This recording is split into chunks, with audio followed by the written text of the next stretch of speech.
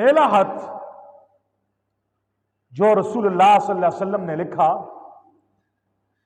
وہ ہرقل کے نام تھا، اور جس صحابی کو سفیر بنا کر، اس سفیر کا نام دہیہ کلبی ہے۔ کیا نام ہے؟ دہیہ کلبی۔ تو دہیہ کلبی کو رسول اللہ صلی اللہ علیہ وسلم نے ہرقل کیسر روم کے نام خط لکھ کر دیا، جاؤ اسے پہنچا دو۔ یہاں پہ ایک سوال ہو سکتا ہے، وہ یہ ہے کہ سفیر کے لیے دو چیزوں پہ کمانڈ مہارت کی ضروری ہے۔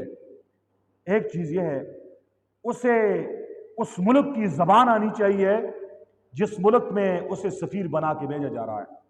نمبر دو، اس سفیر کو اس ملک کے حالات سے واقفیت ہو کہ یہاں کے حالات کیسے ہیں۔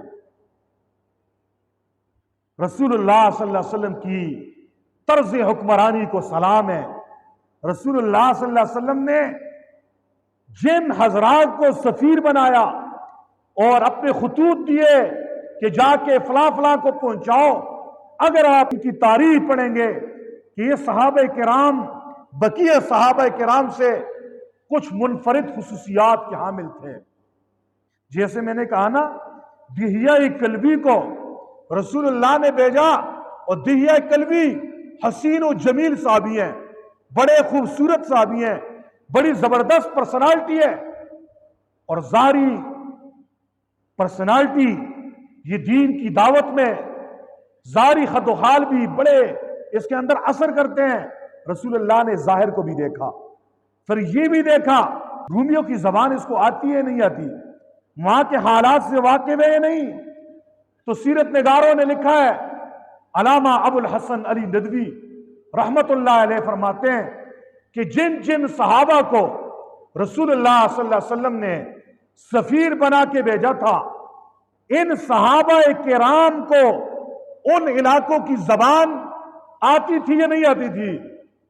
فرمایا بعض حضرات کہتے ہیں ان کو ان علاقوں کی زبان نہیں آتی تھی، نہ روم والوں کی، نہ ایران والوں کی، نہ حبشہ والوں کی، نہ مصر والوں کی، تو پھر دعوت کیسے دیں گے؟ وہاں پہ جا کر ان کے ساتھ بات اور گفتگو کیسے کریں گے؟ اپنا مدعا کیسے پیش کریں گے؟ اور یہ حضرات گئے، انہوں نے اپنا مدعا عرض کیا، اور وقت کے حکمرانوں کے سامنے بہترین انداز میں دین کی طرف انہیں بلایا، اور ان کے ہر سوال کا بڑا تسلی بخش جواب دیا۔ کہ جواب کیسے دیے؟ اگر زبان نہیں آتی تھی، اللہ ہمارے بزرگوں کی قبروں کو نور سے منور فرمائے۔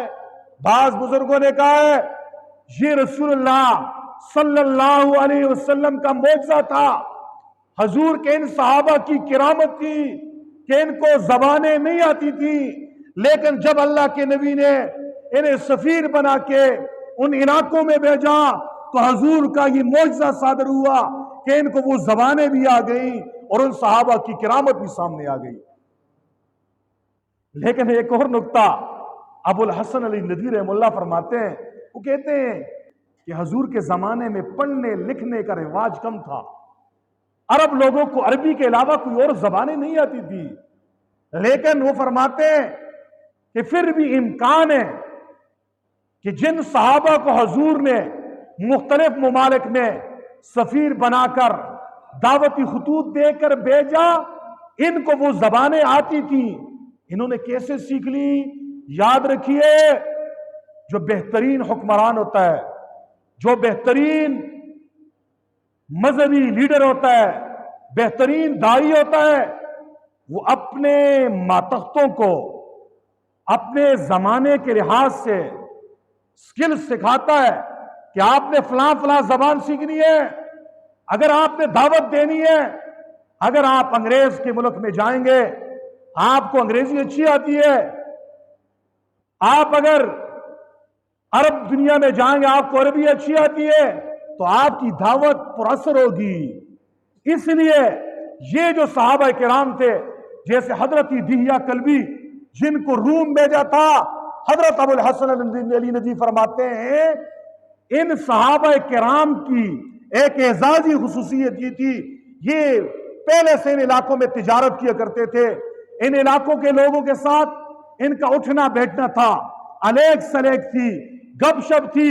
جب یہ جاتے کبھی کوئی چیز بیچتے، کبھی خریدتے، کبھی جو ہے نا قیمت کے اندر جنہیں باؤ تاؤ طے کرنے میں بحث کرنی پڑتی، تو ان صحابہ کرام نے تجارت کے ساتھ ساتھ ان ممالک کی زبان کو بھی سیکھا۔ اس سے رسول اللہ صلی اللہ علیہ وسلم نے روم کی طرف، ہرقل روم کی طرف جس صحابی کو سفیر بنایا اور اس کا انتخاب کیا، وہ دہیہ کلبی ہے۔ دہیہ کلبی کو رومیوں کی زبان آتی تھی، رومیوں کی زبان آتی تھی۔